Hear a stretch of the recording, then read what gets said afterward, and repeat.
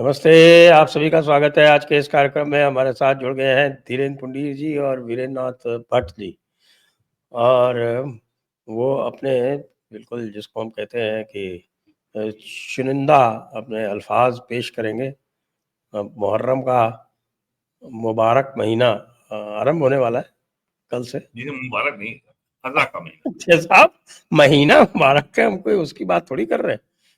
वैसे Islamic calendar में ये इस्लामिक इस्लामिक कैलेंडर का कैलेंडर का पहला पहला महीना है। पहला इस्लामिक महीना है। कैलेंडर शुरू हो रहा है। तो मुहर्रम ईव चलिए कह देते हैं, उसको अंग्रेजी में कह देते हैं, न्यूट्रल कर देते हैं। तो मुहर्रम ईव पे हमने इस्लाम के दो बड़े जानकारों को यहाँ पर इकट्ठा किया है, यानी कि धीरेन्द्र पुंडीर जी और वीरेंद्र नाथ भट्ट जी। तो अब आप जानते हैं आजकल मोदी जी से मुसलमानों का वैसे भी बड़ा करीबी रिश्ता है, और इससे करीबी तो और क्या हो सकता है।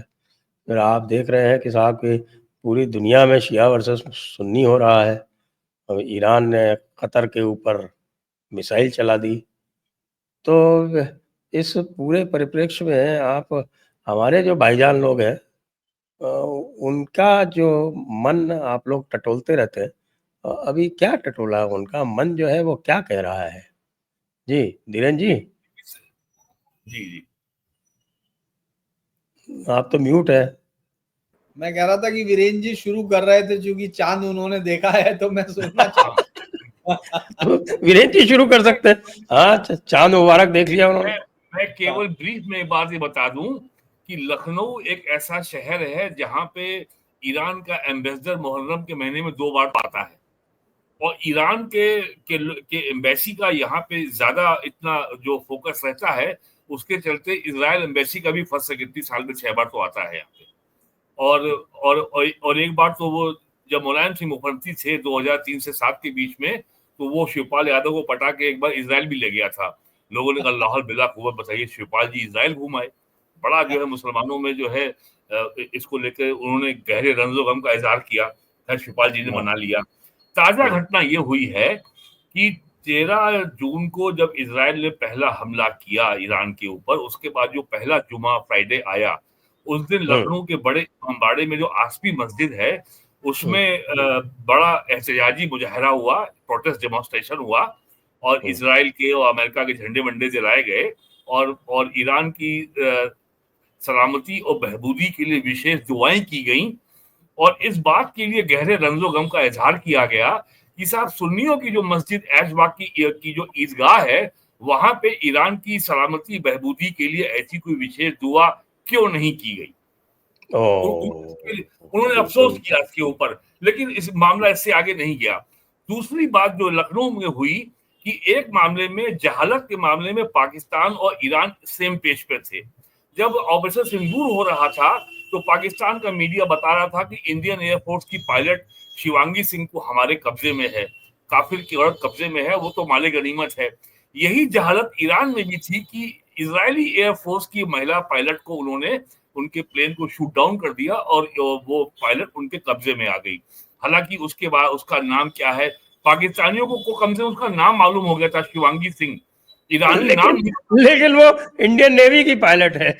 तो ईरानी नाम तो जहालत के मामले में Iran Pakistan were on same page.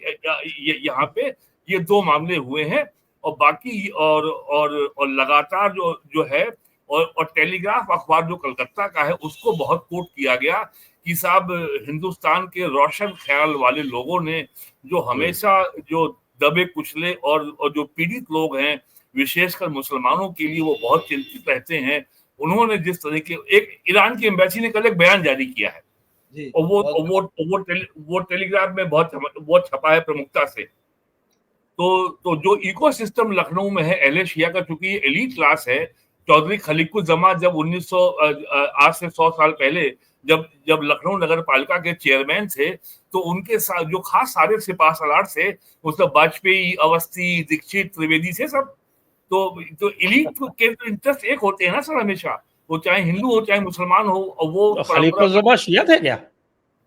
नहीं, खलीकुज्जमा तो खैर सुन्नी थे, लेकिन उनके ऊपर को अल्लाह का अजाब आ गया। 78 की उम्र की एज की उम्र में उन्होंने अपनी भांजी से शादी कर ली। इससे लोग जो है लोग उनसे नाराज हो गए, और वरना वो तो पाकिस्तान के प्राइम मिनिस्टर के दावेदार थे। उनकी बहुत मशहूर किताब है द पाथवे टू पाकिस्तान। हाँ, तो पाथवे टू। और हाँ, बहुत मशहूर किताब है, उसमें बहुत सारे भेद उन्होंने खोले हैं, जी गांधी जी के भी भेद खोले हैं उसमें।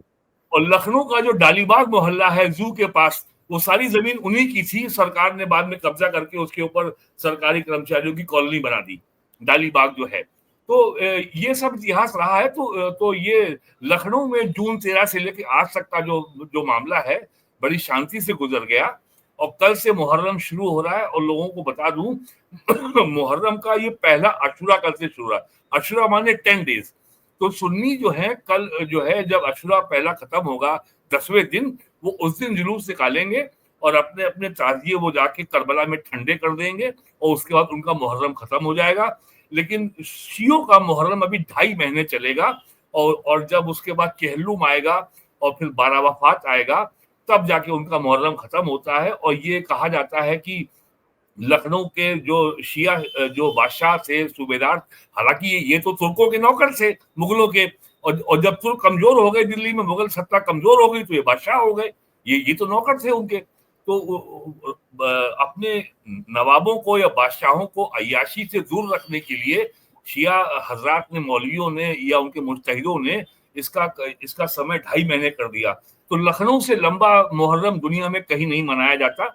सबसे लंबा मुहर्रम लखनऊ में होता है, मोर देन 2 मंथ्स।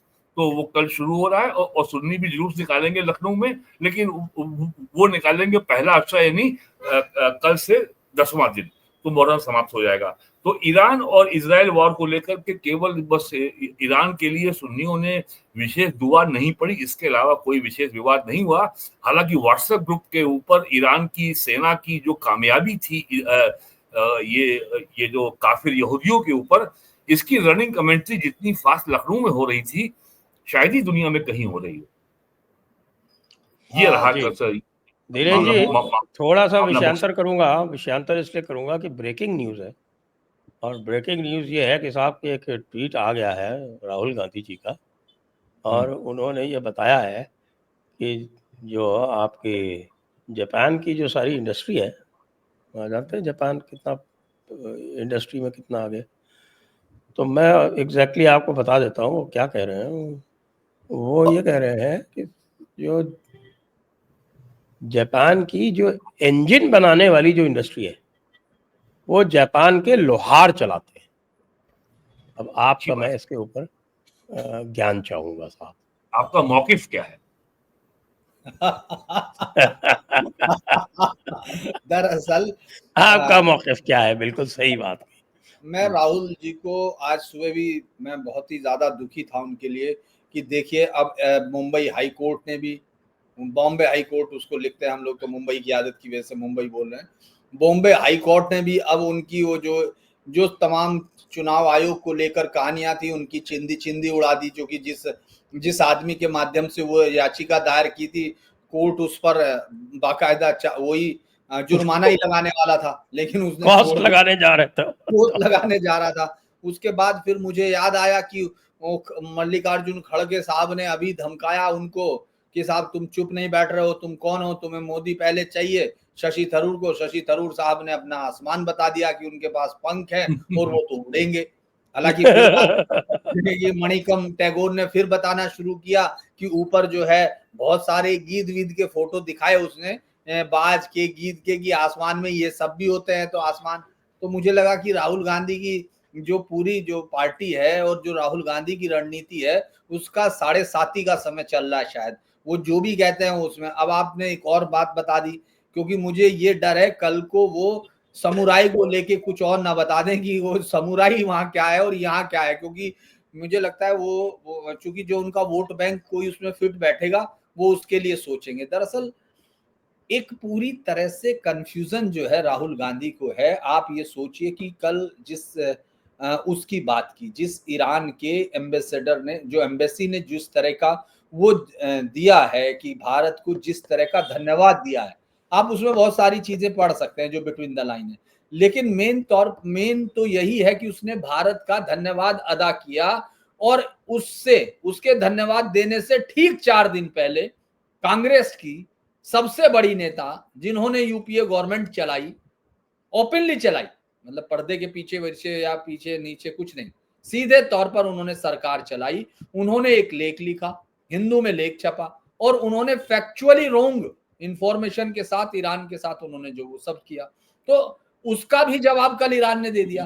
तो आप सोचिए, जमीन आसमान, कोर्ट, पार्टी, सब जगह तो राहुल गांधी की जो जानकारियों की धज्जियां उड़ाई जा रही हैं। मैं लगातार आज सुबह देख रहा था कि 2011 से जो उन्होंने 2014 से जो उन्होंने शुरू किया था, और जाने किन लोगों को उन्होंने टीचर रखा था कि वो उनको ये समझाते जा रहे हैं, ये समझाते जा रहे हैं कि आप वीर तुम बढ़े चलो, धीर तुम बढ़े चलो।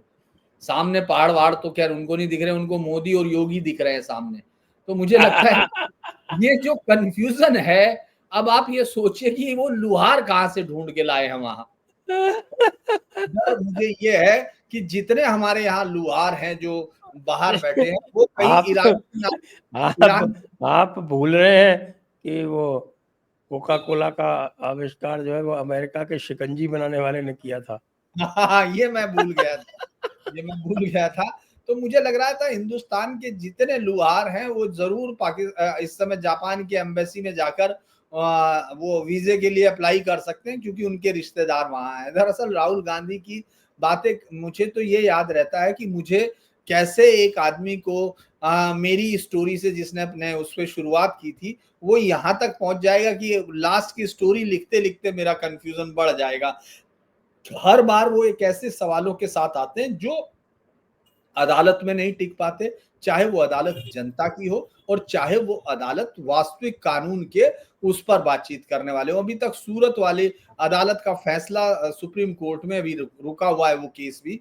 तो मुझे लगता है कि राहुल गांधी को शायद पीडीए या फिर जो दूसरा जो मध्यम वर्ग और दलित और पिछड़ी जातियों का एक, उनको लगता है कि ये कॉम्बिनेशन, और साथ में जो मुस्लिम हैं, वो कॉम्बिनेशन उनके दिमाग पर, हमारे यहाँ कहा जाता है कि जो गर्मी कई बार दिमाग पे चढ़ जाती है, लेकिन हमको लगता है जाति दिमाग पर चढ़ गई है उनके, और उनको समझ में नहीं आ रहा कि वो कौन सा दांव ऐसा लाएं कि जनता अचानक टूट के, क्योंकि वो तो वास्तविक शहजादे हैं, ये बात जनता ने भुलाई है, उनको तो याद है।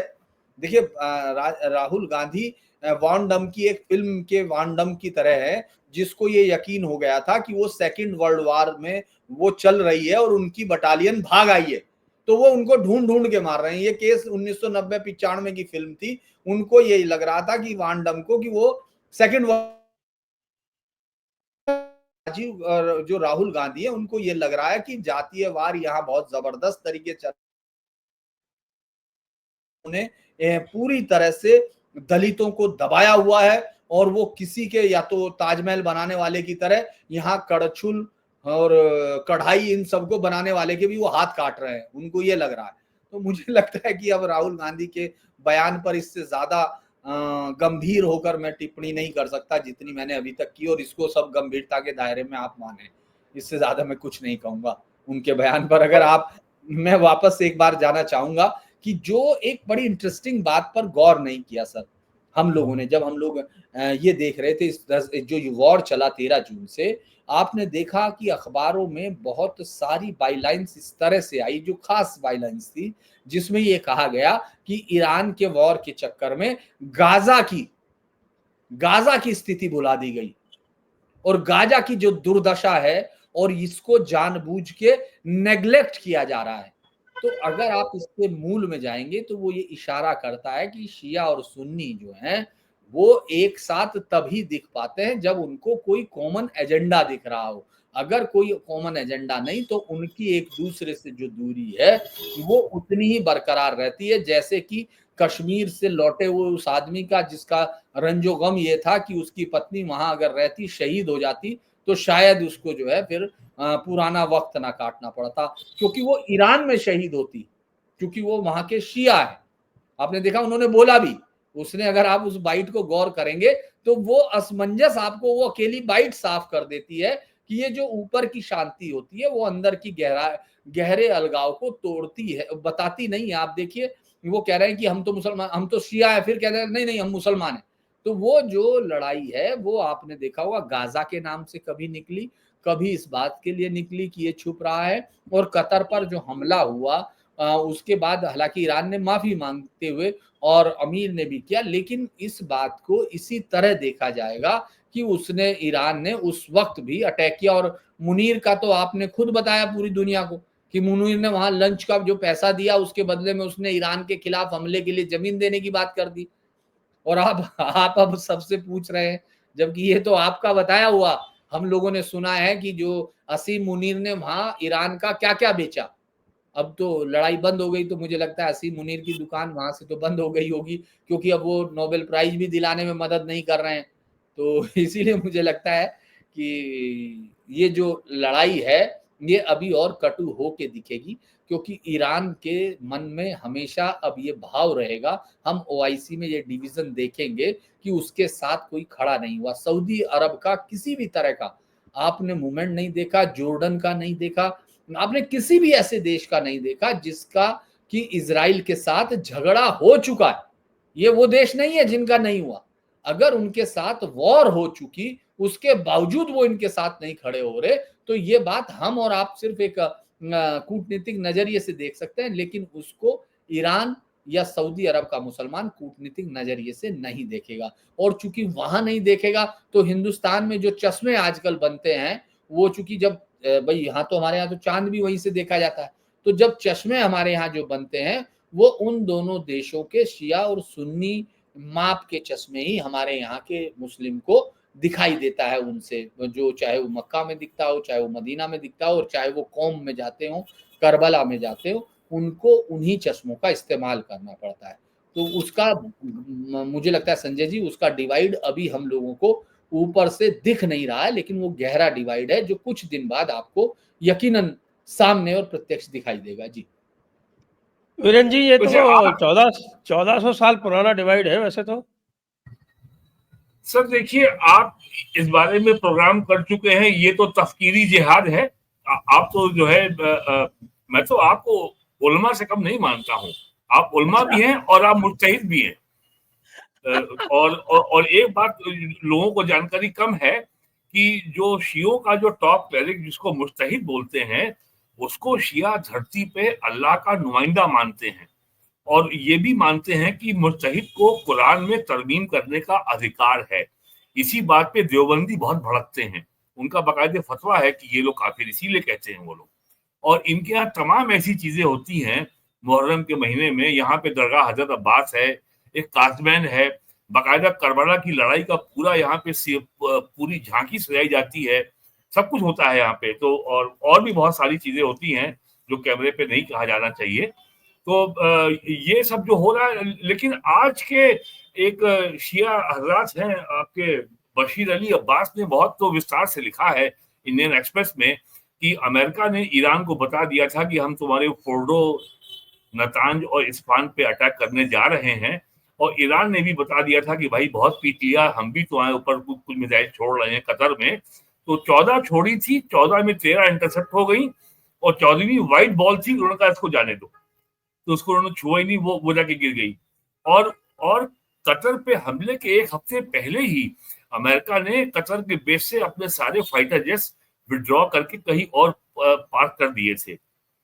और यहाँ पे मैं एक बात और कह दूं कि ये जो हमारे महान राहुल गांधी जी पिछले महीने जयशंकर का नाम जे शंकर कह रहे थे, जयचंद जयशंकर, और उसके पहले मुखबिर बता रहे थे। इंडियन डीजीएमओ ने भी ऑपरेशन सिंदूर के पहले दिन 6-7 की रात को पाकिस्तान के डीजीएमओ को इन्फॉर्म किया था कि हम आपके टेरर बेसिस पे अटैक करने जा रहे हैं। No military installation, no air force installation, no civil installation. उसके बावजूद भी उन्होंने रिटेलिएट किया। इसको राहुल गांधी ने मुखबिरी मान लिया। अब तो सामने आ गया ना कि अमेरिका में और कतर में, ईरान में, इजराइल में ऑल ओवर इन लूप लगातार कम्युनिकेशन हो रहा था। और ये भी समझ में आ गया होगा कि फोर्डो में अगर फिसाइल मटेरियल, अगर यूरेनियम अगर वहां रखा होता और वहां पे ये 14 टन का बम गिरता, तो अगर उससे जो रेडिएशन फैलता पूरे वेस्ट एशिया में, उसका जिम्मेदार कौन होता? अगर नूर खान का जो एयरबेस इंडिया ने हिट किया रावलपिंडी में, अगर वहां पे और आपने हिट किया होता, और अगर फिसाइल मटेरियल का अगर वहां पे अगर इमिशन शुरू हो गया होता, तो आज पूरे दुनिया में नरेंद्र मोदी के खिलाफ वॉर क्रिमिनल घोषित करने का अभियान चल रहा होता, सबसे आगे राहुल गांधी होते। तो इनके पास लगता है जो ये कहा जाता है common sense is something which is not so common. तो ईरान के अनुभव से सीख लें कि इंडिया का सीज फायर क्यों हुआ। आपने तो शायद जितना शोध आपने किया शायद ही किसी ने किया हो पूरे भारत में। तो ये सब जो हो रहा है ऐसा कुछ भी नहीं है कि हाँ, इवन इजराइल ने जो हमला किया 13 जून को, मैं ये नहीं मान सकता, कहीं ना कहीं कोई कम्युनिकेशन रहा जरूर होगा। वर्ल्ड पावर्स का काम ऐसे नहीं होता है कि वो कोई जो है ये कोई यूपी के पंचायत का चुनाव नहीं है ग्राम प्रधान का, ये आपका इंटरनेशनल जियो पॉलिटिकल गेम है, इट्स नॉट ए जोक।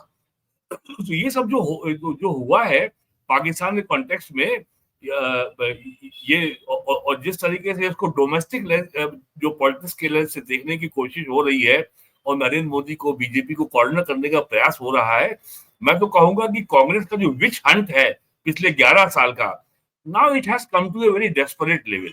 माता जी हॉस्पिटल में रह के हिंदू में लेख लिख रही हैं, उनको नहीं मालूम है कि 65 में 71 की वॉर में ईरान ने क्या किया था। इंडिया अपनी पूरी फौज पाकिस्तान को भेज दी थी, लेकिन इंडिया ने पिछले 45 सालों में ईरान को हमेशा चावल सप्लाई किया है। और थैलेसीमिया की बीमारी जो ईरान में है, हमेशा इमरजेंसी मेडिकल एड 2500 टन से 4000 टन साल में इंडिया से हर साल जाती है। थैलेसीमिया की दवाइयां उनको ईरान से इंडिया से ही मिलती है। तो हमने क्या किया ईरान के साथ, और ईरान ने क्या किया 65 में 71 में, इट्स वेल नोन। कश्मीर के बारे में उन्होंने क्या किया, आर्टिकल 370 के बारे में उनका स्टैंड क्या था, शाहीन बाग के बारे में उनका स्टैंड क्या था, ये खमैनी साहब का। तो ये सारी बातें ये लोग कैसे भुला देते हैं इतनी आसानी से। जी हाँ, ये है ना, वो कह देते हैं साहब कि ईरान और भारत में सिविलाइजेशनल रिलेशनशिप है। कैसी सिविलाइजेशनल रिलेशनशिप है कि जो ईरानी थे अब वो आपने जैसा कहा कि वो तुर्कों के गुलामों के रूप में यहाँ आए थे और फिर यहाँ पर आकर कहीं बहमनी सल्तनत बना ली शियों ने, तो कहीं आपके लखनऊ में नवाबी कर ली और इक्की दुक्की और रामपुर में कहीं कर इधर ली। उधर कर ली।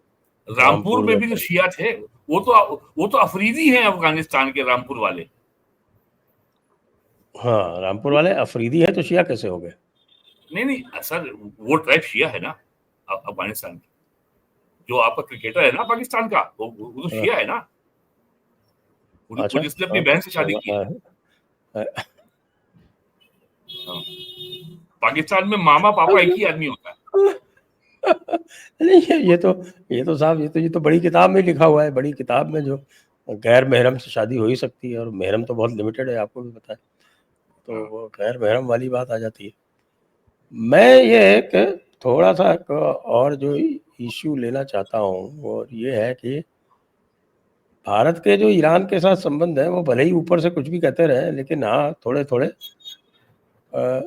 उसमें गर्मजोशी इतनी है नहीं जितनी कि आप भारत और अरब संबंधों में जो गर्मजोशी देख रहे हैं, वो भारत ईरान संबंधों में नहीं रही है। और खास तौर से शाह के ज़माने में भी ऐसे, मतलब हाँ ठीक है, वर्किंग रिलेशनशिप है। चाबहार वो हमको प्रोवाइड करते हैं, हम उनको दूसरी चीज़ें प्रोवाइड करते हैं, उनका थोड़ा बहुत तेल भी ले लेते हैं चुपचाप। लेकिन सही बात पूछे तो अरब देशों के साथ, सऊदी अरब के साथ, यूएई के साथ तो बहुत गहरे रिश्ते हैं। आईमेक प्रपोज किया हमने, तो वो प्रपोज किधर से किया? आईमेक जो है वो दुबई से एक ब्रांच उसकी दुबई से शुरू होती है, बॉम्बे से शुरू होके, और इधर से बॉम्बे से और मुंद्रा से शुरू होती है, उधर जाके एक तरफ ओमान में और दूसरी तरफ दुबई में लैंड होती है, सऊदी अरब क्रॉस करती है, जॉर्डन क्रॉस करती है, और इसराइल से फिर आगे ग्रीस जाती है। तो इनके जो एक रेल लिंक भी प्लान हो रही है। जी, रेल लिंक भी बहुत इंपॉर्टेंट बन रही है ओमान से हाँ, लेके इजिप्ट तक। वो जो आपके जो आईमेक बन रही है, उसमें साथ में रेल लाइन भी बनेगी, वो कोई रोड लिंक ही नहीं है। तो ये सब हो रहा है। तो फिर जो हमारे शिया भाई और जो हमारे सुन्नी भाई हैं, वो तो फिर भी जो है वो एक तरफ तो अरबों को भी गाली देते हैं, और शिया तो ईरान वालों को गाली नहीं देते। तो हमारे यहाँ का जो शिया सुन्नी रिलेशनशिप है वो किधर जा रहा है? दंगे तो बंद हुए, लेकिन आग तो, चिंगारी तो अंदर ही अंदर सुलग रही है। लेकिन सर, इंडिया की इलेक्टोरल पॉलिटिक्स में शिया हजरात का सबसे बड़ा रोल था 1945-47 में पाकिस्तान बनवाने में। बाकी उसके बाद कभी भी आप देखिए, शिया इंडियन इलेक्टोरल पॉलिटिक्स में कभी बहुत डोमिनेंट या बड़ी रेलेवेंट पॉलिटिकल फोर्स नहीं रहे कभी भी शिया भारत के इतिहास में। और भारत में लखनऊ है, आबादी शियों की है, आगरा में है, कुछ जौनपुर में है, कुछ बिजनौर में है, कुछ और बाकी हैदराबाद में है, बम्बई में है। तो और कुल आबादी का शायद परसेंट है, इससे ज्यादा थोड़ी शिया का आबादी। श्रीनगर में भी है। हाँ, श्रीनगर में तो एक बड़ा जुलूस भी निकला था, जुलूस बड़ा निकलता था, जुलूस निकला था। ने निकलवाया। एक शिया एमपी इलेक्ट हुआ है लद्दाख से, वो उसका लखनऊ में इस्तेकबाल हो चुका है। अरे जो श्रीनगर वाला एमपी है वो भी शिया है। हाँ, नहीं, वो लद्दाख वाला लखनऊ आया था, उसका बड़ा स्वागत हुआ था। और लखनऊ में यूपी असेंबली में एक शिया एमएलए होता था, रुदौली, जो अब फैजाबाद जिले का हिस्सा हो गया है, वो हो गया, ये अब बाराबंकी का हिस्सा हो गया, पहले फैजाबाद का था। वहां से शिया एमएलए होता था। बाकी अब लखनऊ में कोई शिया एमएलए भी बहुत जमाने से नहीं है। एक जमाने में एमएलसी होते थे, सिप्ते रजी, जो बाद में झारखंड के गवर्नर भी रहे यूपीए सरकार में, वो एमएलसी थे। या अम्मार रिजवी साहब थे। राजा महमूदाबाद के साहबजादे, जो अब जो है जहां फानी से कुछ फरमा गए हैं, वो भी 2 बार एमएलए रहे हैं सीतापुर के महमूदाबाद से। और जब वो पहली बार एमएलए हुए थे तो वो आए थे ब्रिटेन से, तो उनको आधा वर्ष करना भी नहीं आता था, वो केवल अंग्रेजी बोलते थे। तो उनको बहुत अभियान चला के उर्दू सिखाई गई थी। अब उनके साहबजादे जो है, अशोका यूनिवर्सिटी, मैं जिसको बोलता हूँ, ये दारुल उलूम देवबंद की शाखा है, वहां वो असिस्टेंट प्रोफेसर है। अभी उनके खिलाफ मुकदमा भी हो गया था, आपको मालूम होगा। तो जो वो जिहाद अलायंस की यूनिवर्सिटी जो है, वो अली महमूदाबाद, वो अखिलेश यादव की पार्टी के बड़े करीबी हैं, उनके प्रवक्ता रह चुके हैं। तो बाकी Shia were never a very important political force in Indian electoral politics और in the electoral politics of Uttar Pradesh. इस समय तो एक भी नहीं है। धीरेन जी, देखिए, हम लोग चूंकि ज्यादातर शियाओं की पॉलिटिक्स और सुन्नियों की पॉलिटिक्स को इस तरह से बहुत ज्यादा इसलिए सेग्रीगेट नहीं कर पाए कभी भी, क्योंकि अगर लखनऊ में भी शियाओं की चर्चा होती थी तो इसलिए होती थी कि साहब वो बीजेपी को वोट करते हैं। ये अलग बात है कि वीरेंद्र जी उसके बारे में बिल्कुल साफ है कि वो कतई नहीं करते हैं, लेकिन फिर भी ये जो चर्चा है वो उसके अलावा आप देखेंगे उससे ज्यादा नहीं। इसके जितने भी ज्यादा हमारे इलाकों में, तो खासतौर से वेस्टर्न यूपी में, इस पर कभी कोई चर्चा हुई ही नहीं कि शियाओं का यहाँ, क्योंकि इक्का दुक्का घर होते हैं, 2-4 घर होते हैं, और उनको कभी भी वो एग्रेसिवली अपने आप को शो भी नहीं करते, तो मुस्लिम फोल्ड के पीछे रहते हैं। हम लोगों ने श्रीनगर के बारे में भी तभी जाना जब इस सरकार ने उनका दशकों से रुका हुआ जुलूस निकलवा दिया। ये जो बीजेपी का जब वहां राष्ट्रपति शासन था तब, उस दौरान वो जुलूस वहां निकला। तो मुझे लगता है कि सर उस समय कल्याण सिंह चीफ मिनिस्टर थे। आपको आवाज आ रही है मेरी? 97-98 में शुरुआत हुई थी, उस समय कल्याण सिंह मुख्यमंत्री थे, अटल जी प्राइम मिनिस्टर थे। अटल जी के वक्त ही ये शुरू हुआ था कि साहब बहुत जबरदस्त तरीके से, वो बड़े नेता हैं, बल्कि अटल जी को तो कई बार हम लोग ये भी मतलब अखबारों में पढ़ चुके हैं, जो बैलेंसिंग के लिए बहुत कुख्यात अखबार हैं या प्रख्यात हैं जो भी, उनके मुताबिक कि वो जो है मुस्लिमों से ज्यादा उनको ज्यादा पसंद करते हैं अटल बिहारी वाजपेयी जी को। ये तमाम चीजें रही हैं। लेकिन अगर हम लोग राज्य की विधानसभाओं में देखें तो 403 विधानसभा जो हमारे यहाँ यूपी में है विधानसभा, उनमें से एक भी शिया एमएलए नहीं है जहां तक मेरी जानकारी है। विधान परिषद में बहुत जमाने से नहीं।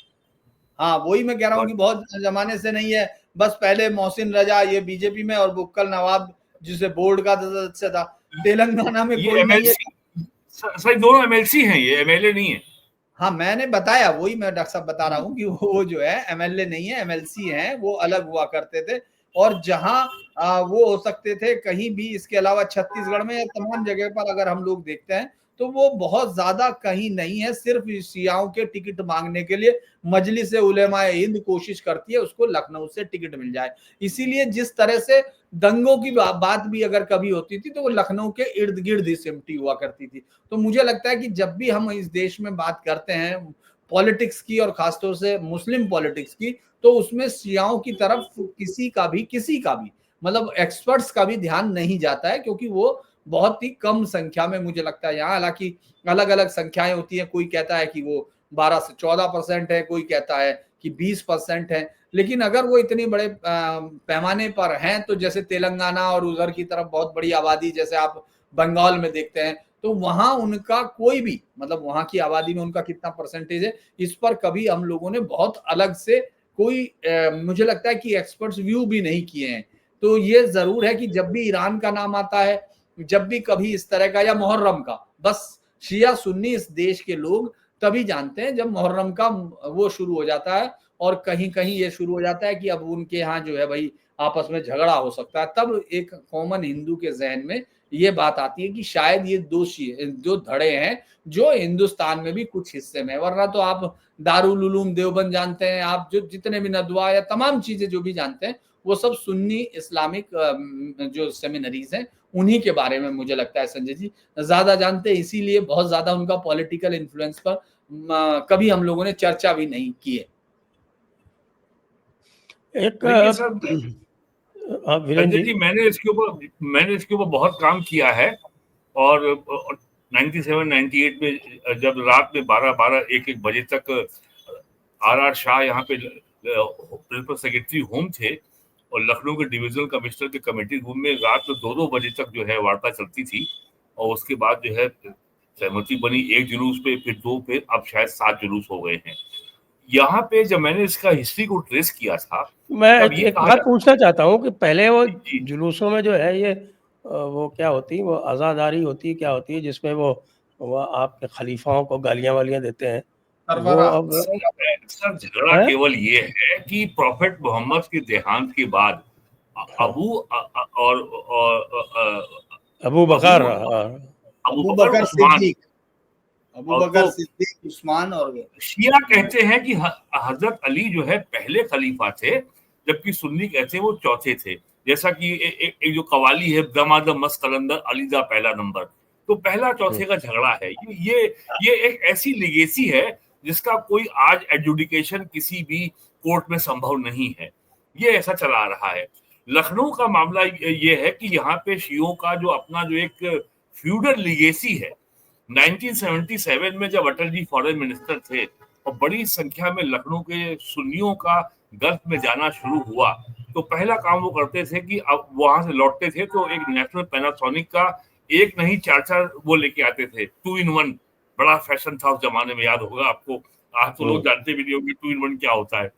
और अपने उन्होंने घर बनवाए, व्यापार शुरू किया, तो सुन्नियों की जो आर्थिक स्थिति सुधरी, इससे भी जो है थोड़ा सा सामाजिक टेंशन बढ़ा कि साहब ये सुन्नी बहुत आगे बढ़ रहे हैं। शिया हजरात ने कभी काम किया नहीं, और उनके घर की सारी दौलत और सोना राजा बाजार के रस्तोगी महाजनों के यहाँ पहुंच गया सब, जो भी सुन्नियों की जो भी शियों की दौलत थी। एक तो इससे टेंशन बढ़ा, तो एक जो उनमें फ्यूडल एरोगेंस है कि हम तो हुकूमत की है, हम तो अशराफ हैं और ये लोग जाहिल हैं, एक ये भी था।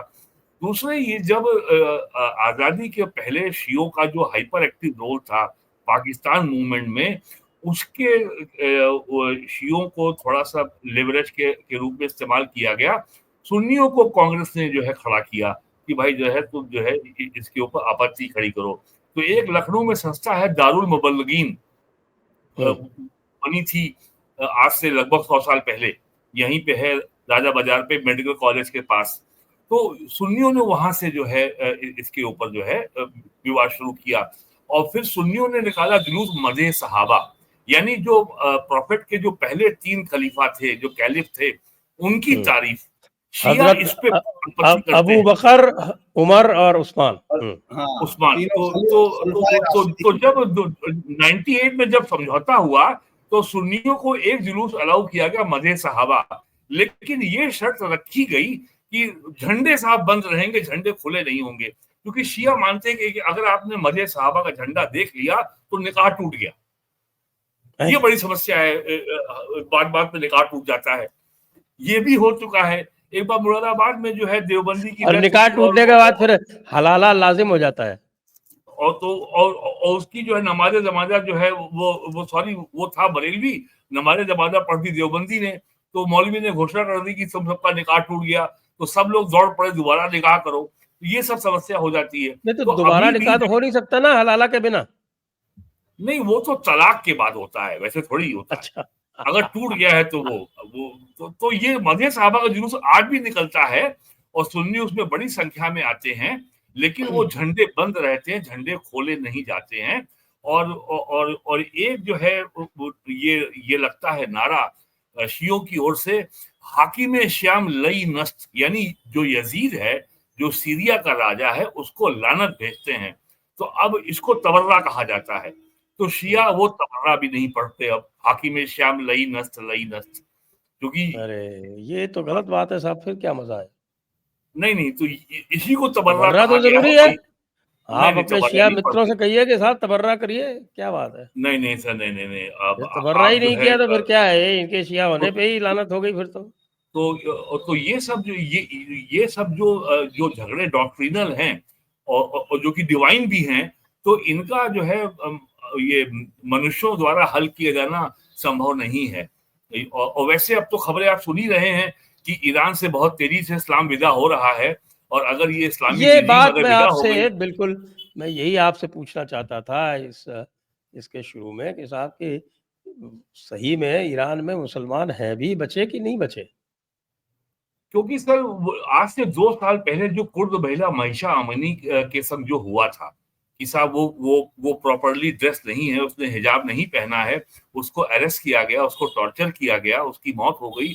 उसके बाद जो जो आउटरेज था पूरे ईरान में, बड़ी संख्या में महिलाओं ने अपने बाल तक काट डाले, जला दिए। आपने देखा सब ये सारे वीडियो पूरी दुनिया में सर्कुलेट।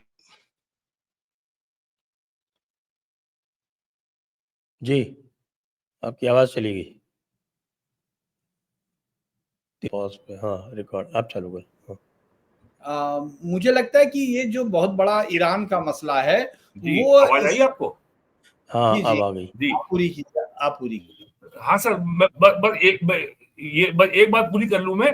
सर अब केवल जो ईरान में एक बात ये है कि जो उनका दमन का जो उनका इंस्टीट्यूशनल फ्रेमवर्क है, रिप्रेशन का जो फ्रेमवर्क है, गड़बड़ हो रही साहब, आज कुछ लगता है कि शिया भाइयों का अजाब आ गया है। नहीं, इन्होंने चांद देख लिया दरअसल।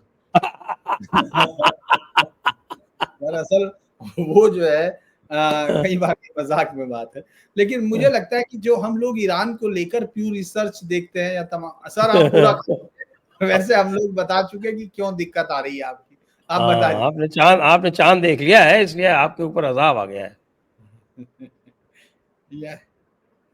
जी जी बताइए वीरेंद्र जी, आपको आवाज आ रही है? नहीं, गड़बड़ी है मामला। वीरेंद्र जी को आवाज नहीं आ रही है। तो मुझे लगता है कि जो प्योर आवाज आ रही है रिसर्च। आपकी। एक बात मुझे ये समझ में नहीं आती, जब पाकिस्तान की सेना इंडियन आर्मी के अगेंस्ट ऑपरेशन चलाती है तो उसका नाम रखती है ज़रबे मोमिन, मोमिन का हमला। जब पाकिस्तान की सेना तहरीके तालिबान पाकिस्तान के खिलाफ अभियान चलाती है तो उसका नाम रखती है ज़रबे अज़्ब। अज़्ब माने प्रॉफेट मोहम्मद की तलवार। तो काफिरों के खिलाफ ये ज़रबे अज़्ब का इस्तेमाल क्यों नहीं किया भाई? संजय जी इस बारे में प्रकाश डालेंगे? ये बात मैंने यहाँ के उलमाओं से पूछी थी, तो उन्होंने टाल दिया कि साहब ये बात पाकिस्तान से पूछिए। पाकिस्तान से पूछिए। अब आप पाकिस्तान में हाँ किसको फोन लगा सकते हैं ये बताइए। नहीं और जब बाबरी मस्जिद का डेमोलिशन हुआ था तो मौलाना अली मियां के पास लोग आते थे यहाँ पे नदवे में और कहते थे मौलाना आप क्या कर रहे हैं मस्जिद के लिए? तो मौलाना कहते थे खराम बल्कि मखराम ज़ेरे क़यादत हजार जान अस्त। चलो लेकिन धीरे चलो, बेहतर है न चलो, तुम्हारे कदमों के नीचे हजार जाने दफन है। खराम बल्कि मखराम ज़ेरे क़यादत हजार जान अस्त। ये मौलाना अली मियां का पेट वाक्य था। और वो 31 दिसंबर सन 2000 को जहान पानी से कूच फरमा गए। मुझे लगता है जी। कि ईरान में दरअसल प्यू रिसर्च या तमाम चीजें जो बता रहे हैं कि जिस तेजी के साथ वहां से इस्लाम को छोड़कर जो उनका प्राचीन धर्म है, जो जरस्तुर और तमाम पारसी वहां बहुत भीड़ बढ़ने लगी है अब वहां के उसमें मंदिरों में। वो उसमें दिखने लगा है। अभी तो खैर मैं ये नहीं, क्योंकि देखिए ईरान भी उस तरह का देश है जिसमें हम लोग कई परतों में सूचनाओं को देखते हैं, तो जो सामने दिखाई देता है वो नहीं होता। क्योंकि अगर आप ये देखें 79 के बाद से अब तक कई बार ये कोशिशें हुई कि वो खमेनी के या इन सब के राज को वो पलट सके, लेकिन आज तक वो चीज दिखाई नहीं दी। और अभी भी अगर आपने देखा होगा कि जब जश्न मनाया गया या उससे पहले अमेरिका के खिलाफ हमले की बात की गई, तो एक बहुत विशाल संख्या में भीड़ सड़क पर थी, जो ये कहती है कि अगर कोई इस तरह का मूवमेंट है तो वो अभी सक्सेस नहीं हो रहा है। कौम, या उस समय बहुत ज्यादा ये कहा गया कि कौम से सरकार के विरोध में जुलूस निकलेंगे, तमाम चीजें होंगी, उस तरह नहीं निकला। तो ईरान के बारे में चूंकि वहां के धर्म की वास्तविक स्थिति जानना अभी की डेट में तो मुझे लगता है मुश्किल है। हाँ, जो बाहर ईरानी है, जो अपने देश के बाहर हैं, वेस्ट में है खास तौर से, वो लोग अब खुलेआम सीधे तौर पर इस्लाम से तर्क ताल्लुक कर रहे हैं और उसके तर्क करके वो वापस अपने धर्म की बात करते हुए नजर आने लगे। और वो ये कहते हैं, जैसे आपने देखा, चूंकि वो तो पसंदीदा सब्जेक्ट है आजकल देश में, शेरवानी साहब, उन्होंने जो है ये जब वो पोस्ट की थी तो उन्होंने ये बताया था कि ईरान ने दुनिया को क्या क्या दिया। तो उनके नीचे आपने देखा होगा तमाम लोगों ने लिखा कि ये तब दिया जब वो इस्लाम का वहां प्रचार नहीं हुआ था, जब तक वो इस्लाम में कन्वर्ट नहीं हुआ था। तो मुझे लगता है कि ये बात अगर सिविलाइजेशनल की बात की जाती है, 4000 साल पुरानी सभ्यता की बात की जाती है, तो वो इस्लामिक सभ्यता की बात तो कम से कम नहीं कर रहे होते। अगर हम इस मैसेज को देखते हैं तो ये लगता है कि एक चेंजेस की तरफ जाते हुए, और ये जो हुई है, जो ये घटना हुई है, इसमें दो चीजें दिख रही हैं। अगर हम लोग एक्सपर्ट्स को गौर से देखते हैं मिडिल ईस्ट के, तो वो ये कह रहे हैं ये चीजें दो तरफ जा सकती हैं। या तो ईरान पर अब और गहरा शिकंजा कस सकता है, IRGC के साथ मिलके दोबारा से जो कील कांटे उनके कमजोर हुए उनको दोबारा से दुरुस्त किया जाएगा। अभी आपने देखा 3 लोगों को कल भी फांसी दी गई, जो इजराइल के लिए जासूसी करने के नाम पर उनको फांसी दी गई। अब ये बड़ी संख्या में होगा, एक के बाद एक। ये तो वो संख्याएं हैं जो आपको बाहर नजर आ रही हैं। जेलों के अंदर क्या हुआ होगा उसके बारे में कोई नहीं जानता। लेकिन दूसरा एक जो मत है वो ये भी कह रहा है कि, माफ कीजिएगा, कि जो ईरान के जो इस समय की लीडरशिप है उसकी कमजोरी लोगों ने देख ली है। लिहाजा ये जो माइग्रेशन है, जो इस्लाम से एक तो जो जिस तरह का तर्क करने की रफ्तार है, वो बहुत तेजी से बढ़ सकती है। और हो सकता है कि बहुत जल्दी इस्लाम, क्योंकि एक तो सबसे बड़ी समस्या ये है, मुझे लगता है, जो मैं जो समझ रहा हूं, क्योंकि दुनिया में शिया पॉलिटिक्स जो हमने अभी डिस्कस भी कर ली है कि वो बहुत ज्यादा इंप्रेसिव नहीं होती है। वो सिर्फ ईरान की जो टॉप लीडरशिप या सुप्रीम लीडर है उसके सारे ही चलती है। बाकी तमाम जगह पर आप देखते हैं कि चाहे वो असद की सरकार हो या दूसरी तमाम सरकारें, वो बहुत ज्यादा, यमन के भी हिस्से में अगर आप गौर करते हैं तो संभव नहीं होता। और भारत जैसे देशों में, पाकिस्तान जैसे देश, सऊदी अरब जैसे जो बड़े देश हैं, अगर वो इस्लाम की कोई ठेकेदारी होती है तो वो सुन्नी इस्लाम की ठेकेदारी होती है। तो लिहाजा वो जो कंफ्यूजन है, वो जो अंतर है, वो मुझे लगता है ईरान को सबसे पहला एक ऐसा देश बना सकता है जहां इस मॉडर्न जमाने में, स्पेन के बाद मतलब हम लोग कह रहे हैं, जहां वापसी की तरफ उन्होंने कोशिश की हो। तो अभी देखना होगा। मुझे ऐसा लगता है कि ये वहां से सूचनाएं बहुत बहुत ही कम इस मामले में आती है। संजय जी, मैं एक बात कहना चाहूंगा। एक अफगानिस्तान बॉर्न शिया लेखक है, अमेरिका में रहता है, तमीम अंसारी। उसकी किताब है डेस्टिनी डिसरप्टेड, यानी आपने हमारा किबला ही बदल दिया, हिला दिया। तो उसने इस बात के ऊपर बहुत विस्तार से लिखा है कि फर्स्ट वर्ल्ड वॉर के बाद जिस तरीके से बाल्फोर डिक्लेरेशन में यहूदियों को होमलैंड का वादा किया गया, उसके बाद जिस तरीके से ब्रिटिश और French foreign secretaries Sykes Picot accord जो हुआ, तो पूरा ऑटोमन एम्पायर की टेरिटरी को जो मोहल्लों में बांट दिया गया और आज वहां पे 2 दर्जन देश बना दिए गए। पहले उनको वादा किया था कि हम जो है यूनाइटेड स्टेट्स ऑफ वो क्या नाम है सीरिया बनाएंगे और दमिश्क में उसका हेडक्वार्टर होगा और पूरा अरब वर्ल्ड एक होगा। तो जो काम कॉलोनियल पावर्स ने जो कर दिया वेस्ट एशिया में, इतने छोटे छोटे स्टेट्स बना दिए, कतर है, बहरीन है, कुवैत है, ओमान है, जॉर्डन है, तो इतनी फॉल्ट लाइंस इतनी कॉलोनियल पावर्स क्रिएट कर गई हैं कि जो आप अगर फर्स्ट वर्ल्ड वॉर से लेकर आज तक का इतिहास देखिए तो 100 साल का इतिहास तो खाली फॉल्ट लाइंस को संभालने में ही निकल गए। तो ये कभी एक कोहेसिव एक फोर्स कभी बनेगी इसकी तो कोई हमें उम्मीद नहीं करनी चाहिए। जो ओआईसी है वो अपने झगड़े संभाल नहीं पाती और इंडिया के बारे में वो क्या नाम कमेंट करते हैं कि साहब आपने क्या कर दिया, ये कश्मीर में ये हो रहा। अभी हाल में ही इंडियन गवर्नमेंट ने उनको फटकार लगाई है कि आप हमारे मामले में दखल मत दीजिए। तो ये जो कॉलोनियल पावर्स ने जो खेल कर दिया फर्स्ट वर्ल्ड वॉर के बाद पूरे वेस्ट एशिया में जिस तरीके से बांट दिया और उसका नया नाम दे दिया मिडिल ईस्ट। अरे वो तो वेस्ट एशिया, मिडिल ईस्ट क्या होता है? तो जब आप यूरोप में बैठे तब मिडिल ईस्ट होगा, वो होगा मिडिल ईस्ट। तो ये जो उन्होंने जो आर्टिफिशियल स्टेट्स क्रिएट किए गए हैं, आईएसआईएस का गठन ही इसकी जो एजेंडा यही था कि हम सीरिया और इराक अलग नेशन स्टेट्स को नहीं मानते, टर्की को अलग नहीं मानते, we want one nation state. हालांकि वो फिर अपनी मौत मर गया। तो ये जो वेस्ट एशिया का संकट है उसके चलते मुझे लगता नहीं कभी भी ये ग्लोबल लेवल पे कोई मिलिट्री चैलेंज एग्जिस्टिंग पावर्स को कभी बन पाएंगे। दरअसल एक और मैं इसमें बात जोड़ रहा हूं सर, अगर आप 100 साल का इतिहास देखते हैं, पिछले 100 साल का। हाँ जी अब हो गया। ये भी फ्रीज हो गए। इन्होंने भी चांद देख लिया क्या? आपने तो चांद देखा था तब फ्रीज हुआ। नहीं सर, मैंने तो व्हाट्सएप पे देखा है, मैंने खुद चांद नहीं देखा है। अच्छा हाँ, आपको आवाज आ रही है? हाँ भाई वापस। मैंने तो नहीं देखा सर वैसे कुछ भी, लेकिन फिर भी मेरे साथ यही हुआ। तो मैं जो ये कह रहा था कि 60 से बड़े संघर्ष हैं जो ये बताते हैं हर 2 साल बाद एवरेज है ये मिडिल ईस्ट के अंदर। क्योंकि जब आपने कृत्रिम तरीके से राष्ट्र बनाए तो उनके अंदर जो कबीलाई लोगों का जो एक दूसरे के साथ रहे वो कभी भी सहज नहीं रहे।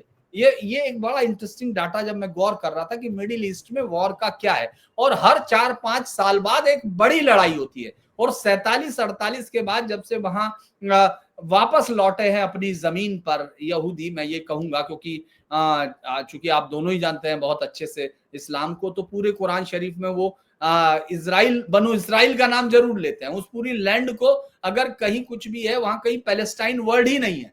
तो वो वापस अपनी जमीन पर लौटे हैं। जब से वो लौटे हैं तब से ये पूरे उसमें हर 2-3 साल बाद कहीं ना कहीं जरूर आपस में हमला करेंगे या मिलके करेंगे। तो मिडिल ईस्ट के अंदर कभी भी कोई स्थायी शांति का तो कोई कंसेप्ट आपको दिखेगा नहीं। और इसी वजह से आप ये सोचिए कि इससे बड़ा क्या क्या मौका हो सकता है कि जब आपके ऊपर इसराइल अटैक कर रहा हो और उसके साथ अमेरिका भी आ चुका हो।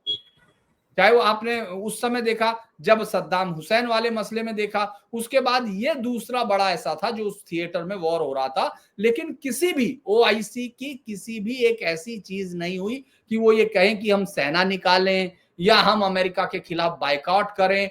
आप हिंदुस्तान में दरअसल अब मुझे लगता है कि इस्लाम की जो सबसे बड़ी फ्रेंचाइजी, जो सबसे बड़ी, जो सबसे प्योर फॉर्म बचेगी, वो कन्वर्टेड की प्योर फॉर्म जो होगी वो हिंदुस्तान और पाकिस्तान में होगी। माफ कीजिएगा उनके ऊपर तो योगी जी का अजाब आया हुआ है। नहीं, लेकिन आप ये सोचिए वो इतने नाराज तो हैं। थोड़ा बता दीजिए ना योगी जी के अजाब के बारे में भी साहब। अब आप लोगों से बात हो रही हो और उत्तर प्रदेश पे और योगी जी की बात ना हो और हिमंता विश्व शर्मा, तो योगी जी और हिमंता विश्व शर्मा जो ये प्योरेस्ट फॉर्म है, इससे तो इम्प्रेस नहीं लगते। नहीं देखिए, सबसे ज्यादा अजाब तो आया संभल और अमरोहा में, और खास करके ये जो इंडो नेपाल बॉर्डर है, बहराइच और श्रावस्ती में चल रहा है, श्रावस्ती में चल रहा है। और कल परसों भी गिरा है। अभी चंदोसी में एक मस्जिद जो उस तरह की थी, और अलग जगह कई बार मंदिर भी जो अतिक्रमण के शिकार हुए हैं। लेकिन ये रजिया या रजा, कुछ मैं मस्जिद का सही नाम इसलिए नहीं मैं बोल नहीं रहा हूँ क्योंकि वो सही से प्रोनाउंस अभी नहीं कर पा रहा हूँ। वो उसको अभी परसों हुआ, और उसमें आपको याद होगा वही सीओ जो जिसने होली साल में एक दिन आने अनुज की बात, चौधरी ने, हाँ अनुज चौधरी था, अनुज अनुज ने, तो उसने फिर कहा है कि क्योंकि लोगों ने कहा, जो खुद से गिराने के लिए बात हुई, जब उनके पास मस्जिद कमेटी के पास कागज नहीं मिले तो उन्होंने खुद ही कहा, पहले गिरा रहे थे नहीं गिरी तो उन्होंने सरकार से मदद मांगी, जेसीबी की मदद से वो गिराई गई। उससे पहले जो मीटिंग हो रही थी उसमें उन लोगों ने, बेचारों ने कहा कि साहब देखिए अब तो कोई सब शांति से हो रहा, कोई पत्थर भी नहीं। तो सीओ कहाँ चूकने वाला था, सीओ ने कहा कि अब कोई जंगल राज है क्या, पत्थर चला के देखो जवाब मिलेगा क्या होगा। तो ये जो अजाब आ रहा है ये इस फॉर्म में आता है। दूसरा, अगर हम लोग देखते हैं कि किसी भी तरह से अभी तो मुझे लगता है बड़ा तो आपके यहाँ भी था, वो जो मैं भरतपुर डी के उसको देख रहा था, मदरसा नाम लिखा हुआ था और क्रांतिकारी शर्मा ये नाम था शायद उस शख्स का जो भरतपुर का है। 3,70,00,000 रुपया उसने, 19 लाख रुपया पिछले 2 साल में, सिर्फ दो सालों में उसने मदरसों के नाम पे ही खा लिया, मिड डे मील के नाम पर। और उन मदरसों में मतलब ऐसा लग रहा है कि सब तरफ बस मदरसे के नाम पे ही पैसा खा रहे हैं। बताइए आप, क्रांतिकारी शर्मा को भी उसको बुलाइए यूपी में, हम उसको निवेशक का दर्जा देंगे, वो इतना बड़ा उद्यमी है, वहां क्या कर रहा है, वो आए हमारे इन्वेस्ट करे। संजय जी एक बात रहेगी जरूरी, जो अब की बात जो ये अक्टूबर 7 2023 को जो हमला किया था हमास के लोगों ने यहूदियों के ऊपर, एक दिन में 1200 लोग मार दिए और 200 को बंधक बना लिया, अभी भी शायद 100 लोग अभी बंधन में हैं। उसके बाद से इजराइल ने जिस तरीके से ईरान की एक एक प्रॉक्सी को खत्म किया है, हमास की कमर टूट गई है, हिजबुल्लाह लगभग न्यूट्रलाइज हो गया है, और सीरिया में असद की सरकार जा चुकी है, हूती और के पास अभी कुछ मिसाइलें बची हुई हैं, और एक अल अशरफ कोई संगठन था बहरीन में, वो भी कमजोर हो गया है। तो ईरान ने जो ओवरऑल जो टेरर इंफ्रास्ट्रक्चर जो बनाया था वो अगर खत्म हो गया है, और उसके कॉन्सिक्वेंस में जो इजराइल में 2 स्टेट का सोल्यूशन अमेरिकन ने साफ मना कर दिया कि वो अब हमारे एजेंडा में नहीं है।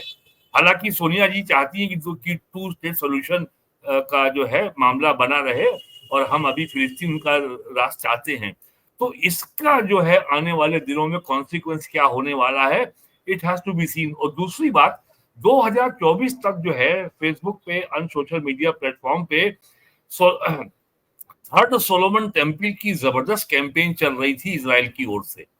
तो अगर थर्ड सोलोमन टेम्पल की बात अगर इजराइल करेगा, और आज जेरूशलम पूरी तरीके से उनके कब्जे में है, हालांकि कोई भी देश अमेरिका के अलावा जेरूशलम में अभी अपनी एम्बेसी को शिफ्ट करने के राजी नहीं हुआ है। डोनाल्ड ट्रंप ने तो अपने फर्स्ट कर दी थी। तो ये एक इतनी बड़ी फॉल्ट लाइन है आपके वेस्ट एशिया में कि अगर जैसे मैंने आज ही खबर आई अल जजीरा पे कि आज जो है यहूदी चरमपंथियों ने अल अक्सा मस्जिद पर धावा बोला और कुछ तालमुदिक अनुष्ठान किए, तालमुद जो उनकी होली बुक है।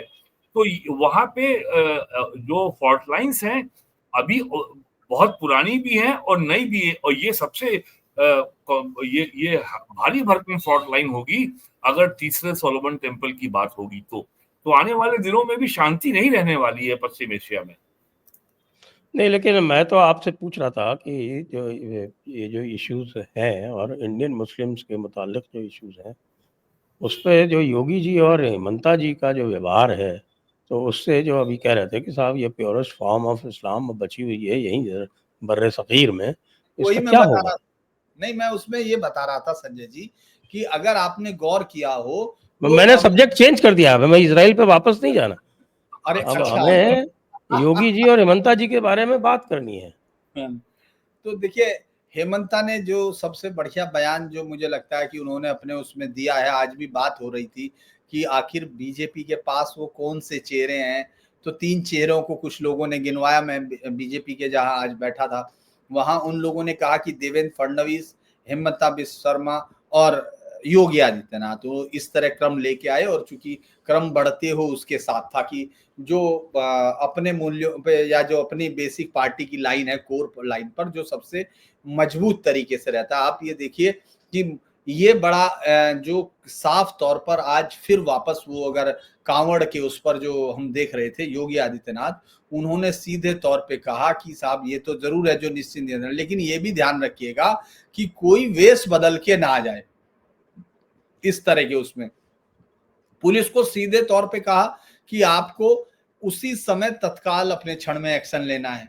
और ये सारे इशारे अगर आप देखेंगे कि जैसे कई जगह पर आपने देखा कि खुला ओपनली अब मास्क नहीं बिकेगा तब तक कि कांवड़ शिविर चलेंगे।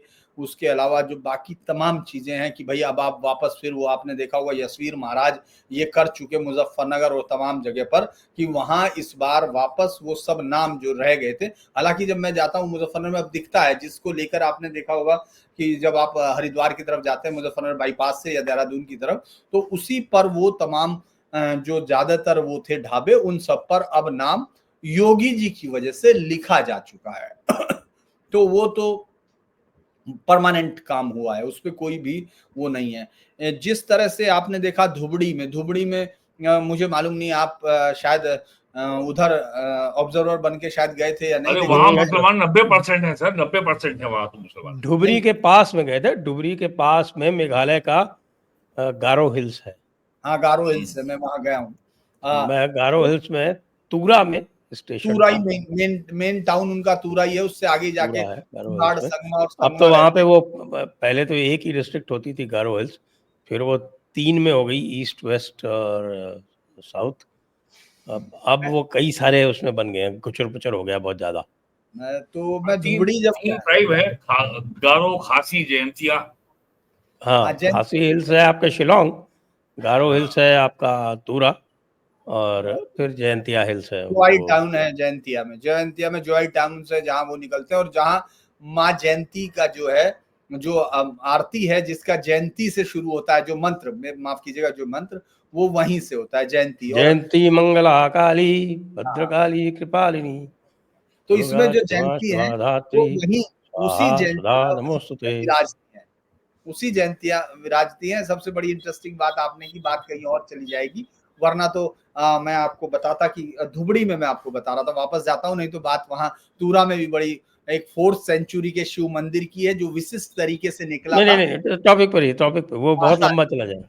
तो मैं धुबड़ी टाउन में जाता हूँ, तो जब मैं धुबड़ी टाउन में चुनाव में मैं और उस दिन चूंकि हमको एक नेता के साथ एक दिन बिताना होता है, तो उस दिन मैं उनके हेलीकॉप्टर में था पूरे दिन अपने गुलाम नबी आजाद साहब के साथ। तो बहुत सारी बातें होती जा रही थी, और जब वो धुबड़ी टाउन में उतरे, ये इससे पहले चुनाव की बात है, जब सर्बानंद सोनोवाल मुख्यमंत्री बने थे, तो उस वक्त वो मुझसे बीच बीच में बहुत सारी चीजें पूछ रहे थे कि ये फिर कैसे होगा। हमने कहा साहब यहाँ तो नीचे जब यहाँ सरकार बीजेपी की आ रही तो उनको बड़ा आश्चर्य हो रहा था, चूंकि मैं उन्हीं हेलीकॉप्टर में बैठा था, इससे ज्यादा तो और कुछ नहीं कह सकता था। तो उन्होंने कहा कि ये क्यों लग रहा है, मैंने कहा मैं जिस होटल में अभी ठहरा हूं उसके होटल वाले ने कहा साहब 2-3 दिन के लिए आपको खिचड़ी खानी पड़ेगी, और वो भी मैं घर से लाऊंगा। तो मैंने कहा यार ये कैसी बात कर रहे हो तुम, होटल है ये एकदम कांग्रेस दफ्तर के जस्ट सामने, होटल ग्रीन कुछ इस तरह से था नाम। तो मैंने कहा, तो कहने लगे पूरा स्टाफ वोट देने जा रहा है, बीजेपी को वोट देने जा रहा है। तो हमने कहा कि ये कहाँ का स्टाफ है, उन्होंने कहा साहब ये धुबड़ी में है। तो मैंने कहा धुबड़ी में तो कोई बचा नहीं। उस दिन हम लोग ट्रेवल करते हुए चले गए, उसमें हेलीकॉप्टर उतरा धुबड़ी में, और आप ये सोचिए कि जब वहां मैंने देखा BN डिग्री कॉलेज, फिर आगे गए तो वहां फिर एक और भोलेनाथ इंटर कॉलेज। तो मैंने कहा कि साहब यहाँ कोई दिख तो रहा नहीं है। तो मुझे गुलाम नबी आजाद साहब ने कहा कि तुमको सिर्फ ये नहीं दिख रहा है, अबे यहाँ कांग्रेस भी नहीं दिख रही है। जो कि वो जो रैली थी वो रैली भी नहीं हुई संजय जी। तो उस मतलब वहां इतना ज्यादा जो एक जो लोग कहते हैं ना कि हिंदू पोस्ट, और वो वहां अजमल के लिए उस वक्त कांग्रेस को भीड़ नहीं मिली थी कि वो रैली कर सके। लिहाजा हम कार में बैठ के, मतलब एक गाड़ी में बैठ के पूरे शहर का चक्कर लगाया गया, और इसी को ये मान लिया गया कि पूरी तरह कांग्रेस की कैंपेन की है उन्होंने। और मैं भी उनकी गाड़ी में था, मैं कह रहा था कि चलो एक दो जगह और मैं चला जाऊंगा, पत्रकार की तो यही इच्छा होती है कि एक दो नई चीज देख ले। लेकिन मुझे धुबड़ी में सिर्फ बीएन डिग्री कॉलेज और बीएन इंटर कॉलेज मिले, उन कॉलेजों को बनाने वाले कहीं नहीं दिख रहे थे। लेकिन अभी जो है हेमंता बिस्व शर्मा ने सिर्फ 10 दिन पहले वहां, चूंकि उस मंदिर के बाहर मांस डाल दिया था, उस मंदिर में, चूंकि ईद के उसके बाद जो हल्ला हुआ और उस जोश में, तो उसके बाद जिस तरह मंदिर के बाहर निकलकर लोगों ने हल्ला किया, मंदिर वालों ने, तो पूरी भीड़ आई उस पर अटैक करने। उस पर पुलिस ने सीधे तौर पर लाठियां और जिस तरह का एक्शन लिया, उसके तुरंत बाद मुख्यमंत्री वहां खुद पहुंच गए और उसने बयान दिया कि अगली बार मुझे जरूरत पड़ी तो मैं पूरी रात लाठी लेकर यहीं बैठूंगा और ऐसे हर आदमी को मुंह तोड़ जवाब दिया जाएगा जो इस तरह की बात करता हो। और ये उसने पुलिस वालों को और उन सबको क्लियर कट कहा कि आपको ये समझ में नहीं आ रहा है कि शायद चीजें बदल चुकी हैं। तो ये योगी जी के बाद का जो आपने लिया, तो ये मैंने आपको हेमंता बिस्व शर्मा का अभी का बता दिया। तो अब आप ये सोचिए, जब वो धुबड़ी में भी ये नहीं कर सकेंगे तो फिर कहां करेंगे? आप सोचिए, जिस धुबड़ी में, जिसके अंदर जो है भाई मंगला डेई विधान लोकसभा चुनाव से वो जो बदलाव की बात आई थी, लेकिन उसमें सबसे मंगल डोई, मंगल डोई, तो जो सबसे बड़ी चीज थी वो ये है कि ये जो इसके बराबर का जो पार्ट है धुबड़ी के, जो नदी का वो जो हिस्सा है, वो आज तक सबसे ज्यादा बांग्लादेशियों के आने जाने का केंद्र था। अब वहां आप जाके देखेंगे तो इतनी जबरदस्त तरीके से पुलिस फोर्स है जो सिर्फ ये शक होने पे उठा रही है कि साहब ये है, और इसको जो है उठा के अब उन्होंने और उनको पुश बैक कर देते हैं और वो पूरे भारत से इनवाइट कर रहे हैं कि लाओ भाई हम पुश बैक करेंगे। वो तो 1950 के, और उनको अब उन्होंने ये भी कह दिया कि भाई कोर्ट ने मान लिया कि जो एक डीएम है उनके पास जो उनका पुराना रूल्स था वो सिर्फ आसाम में ही लागू, ये उनको सुप्रीम कोर्ट से पता चला, तो उन्होंने कहा कि ये तो बहुत बढ़िया बात है। तो अब वो उसका इस्तेमाल कर रहे हैं, जिसमें वो डीसी को भी ये राइट है, डीसी को ये राइट है कि उसको फिर कहीं कोर्ट वोर्ट में नहीं जाना, वो कहेगा हाँ ये इलीगल है, इसका रहना नहीं पाया जा रहा, वो उसको पुश बैक कर सकते हैं। तो उन्होंने कहा है कि हम इस पे विचार कर रहे हैं और इसको पूरी ताकत के साथ लागू करेंगे। तो ये आपने हेमंता बिस्व शर्मा का, और आप देख ही चुके, आपको चंदोसी से लेके संभल तक जहां सारे कुएं मिल चुके हैं। और आप ये सोच के देखिए, 7 महीने बाद किसी सांसद के घर में लाइट जली है, तो मुझे लगता है ढोलक तो बजनी चाहिए। बर्क साहब के घर में 7 महीने बाद लाइट जली, उनको हाई कोर्ट से राहत मिल गई ना। नहीं, लेकिन उनके घर 2 करोड़ 6 लाख हो गया, 2 करोड़ का बिल 6 लाख हो गया भाई। नहीं, वो पूरा नहीं हुआ है, वो 6,31,000 दे के अभी है, अभी दिया है और आगे वो देंगे, ये कहा है, तब 7 महीने बाद एक लाइट जली है। तो मुझे डर ये है कि कहीं वहां वो नाचने गाने वाले ऐसे समय पे, खुशी पे जो मंगल गीत गाने वाले मंगला मुखी होते हैं, कहीं वो ना पहुंच जाए वहां कि चलिए अब लाइट आ गई है। बर्क साहब के घर में याद होगा, तो संजय जी, मैं अब यूपी के बारे में, योगी जी के बारे में एक बात ये कह दूं कि योगी जी के बारे में ये कहना कि मंदिर और मस्जिद और दरगाह तोड़े जा रहे हैं, मेरा मानना it is essentially A campaign of decolonisation. और ये हमारी सनातनी आइडेंटिटी का एग्रेशन नहीं है, ये आइडेंटिटी का असर्शन है।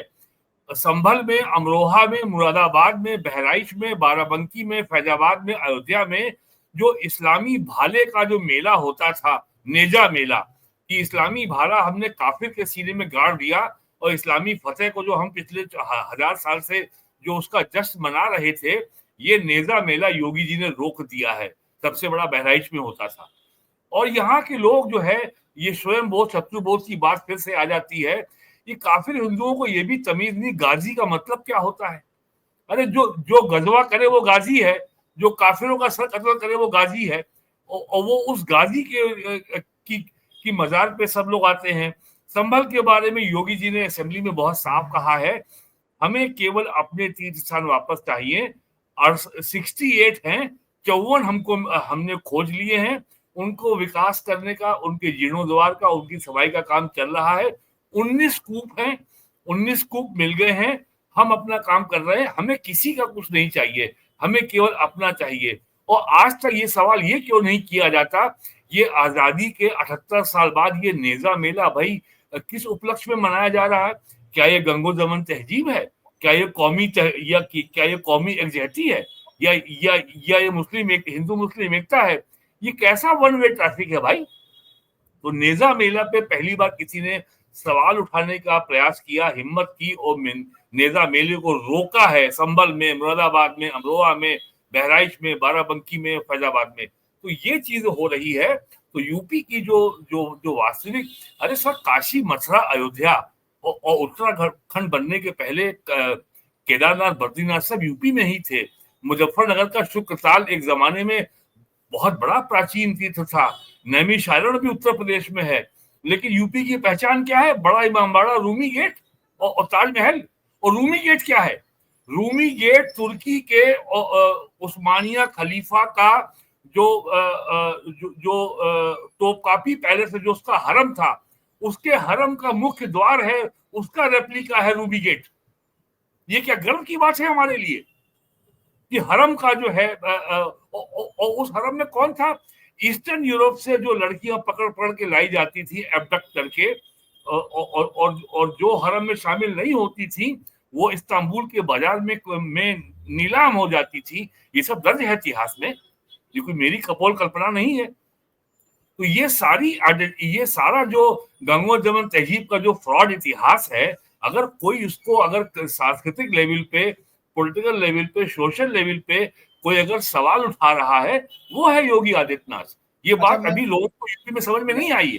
मैं तो फिर जोड़ देता हूं, क्योंकि जब आप कह रहे हैं तो मुझे लगता है संजय जी ज्यादा सुनना चाह रहे हैं, तो मैं कह देता हूं, लंबी है गम की शाम मगर शाम ही तो है। ये जो है, ये मैं बहुत अच्छी लड़ाई है। नहीं, बिल्कुल आपने सही कहा। तो ये मैंने इसलिए सुनाया है क्योंकि ये आजम साहब को उनके बेटे ने कहा है। आज आजम साहब के बेटे मिलने गए। अच्छा, चलिए। तो उन्होंने कहा है, अदीब ने जेल के अंदर पिता के दर्द को शायराने अंदाज में बयां किया, लंबी है गम की शाम मगर शाम ही तो है। क्योंकि वो लोग जो है मिलने पहुंचे थे और उनके पिता जो अंदर हैं, और तंजीम फातिमा साहब ने कहा है कि उनको अब कोई उम्मीद नहीं रह गई है। किससे? आप सोचेंगे किससे उम्मीद नहीं रह गई? या शायद योगी जी से है। समाजवादी पार्टी से कोई उम्मीद नहीं रह गई है। तो इससे बड़ा आप योगी जी के लिए आप मुझसे क्या सुनना चाहते हैं, आप बताइए, वो मैं आपको बताऊं। चलिए, तो इसी बिंदु पर आपकी लंबी है गम की शाम मगर शाम ही तो है। और अब ये इस्लामी साम्राज्यवाद की जो लंबी शाम है, अब लगता है उसका अंत निकट आ रहा है। तो इसी पॉइंट पर अब हम आज की चर्चा को यहीं विराम देते हैं। सभी दर्शकों को बहुत बहुत धन्यवाद। जय हिंद, जय भारत, वंदे मातरम। वंदे मातरम।